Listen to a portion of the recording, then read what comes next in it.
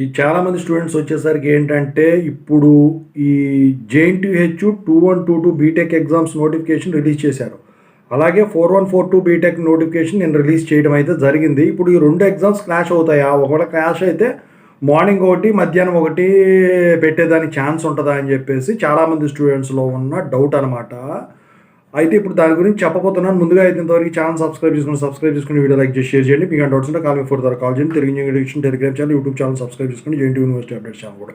ఇక టాపిక్లో పెడితే ఏంట్రా అంటే, సో 2122 బీటెక్ ఎగ్జామ్స్ ఏమో జూన్ 17 నుంచి షెడ్యూల్ చేపట్టాయి. 4142 బీటెక్ ఎగ్జామ్స్ ఏమో జూన్ 26 నుంచి 24 నుంచో 26 నుంచో షెడ్యూల్ చేయబడ్డాయి. అయితే ఒకటి కంప్లీట్ అయిన తర్వాత ఒకటి పెడదామన్న ఆలోచనలో అయితే వీళ్ళు ఉన్నట్టున్నారు. ఎందుకంటే మీరు గమనించినట్టయితే ఇట్లా బర్డెన్ అవుతుందని చెప్పేసి బీఫార్మసీ ఇది సెపరేట్ చేసేసి 4th ఇయర్తో పాటు ఇవ్వకుండా సెపరేట్ చేసేసారు. దాన్ని కూడా ప్రతి సెమిస్టర్ కూడా బీటెక్ బీఫార్మసీ సెపరేట్ చేసేసారు. సో ఇట్లాంటి సందర్భంలో ఒక కోర్సు నుంచి ఇంకో కోర్సు క్లాష్ అవ్వకుండానే జాగ్రత్తలు తీసుకున్నట్టు, ఒక సెమిస్టర్ నుంచి ఇంకో సెమిస్టర్ క్లాష్ అవ్వకుండా వచ్చేసరికి వీళ్ళు జాగ్రత్తలు తీసుకున్నట్టయితే తెలుస్తూ ఉంది. అయితే ఇప్పుడు జూన్ 17 నుంచి ఇప్పుడు 2122 బీటెక్ ఎగ్జామ్ జరిగాయి అనుకోండి. ఇప్పుడు ఫర్ ఎగ్జాంపుల్ 21 ఒక రోజు జరిగింది అనుకోండి, 22 ఒక రోజు జరిగింది అనుకోండి. 22 మార్నింగ్ ఏమో కొన్ని బ్రాంచ్లు సిఎస్సి, మెకానికల్ ఇలా అనుకోండి.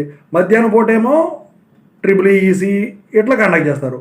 21 ఏమో తెల్లారి. ఇలా ఆల్టర్నేటివ్ అయిపోయిన తర్వాత 4142 బీటెక్ ఎగ్జామ్స్ కూడా సేమ్ పద్ధతి. మార్నింగ్ ఒకటి, ఈవినింగ్ ఒకటి బ్రాంచ్ల వైజ్గా, రెండో రోజు వేరే సెమిస్టర్ ఇలా ఉంటుంది అనమాట. ఒకరోజు ఒక సెమిస్టర్ కంప్లీట్.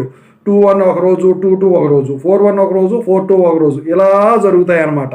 సో చాలామంది ఇది తెలియక అడుగుతూ ఉన్నారనమాట. ఓవరాల్గా అయితే ఈ 2122 4142 క్లాష్ అవుతాయా అంటే ఖచ్చితంగా అయితే క్లాష్ అయ్యేదానికి ఎటువంటి ఇది లేదు. ఇంకోటి ఏంటంటే, ఈ ఎగ్జామ్స్ పోస్ట్పోన్మెంట్ అనేది ఇట్ డిపెండ్స్.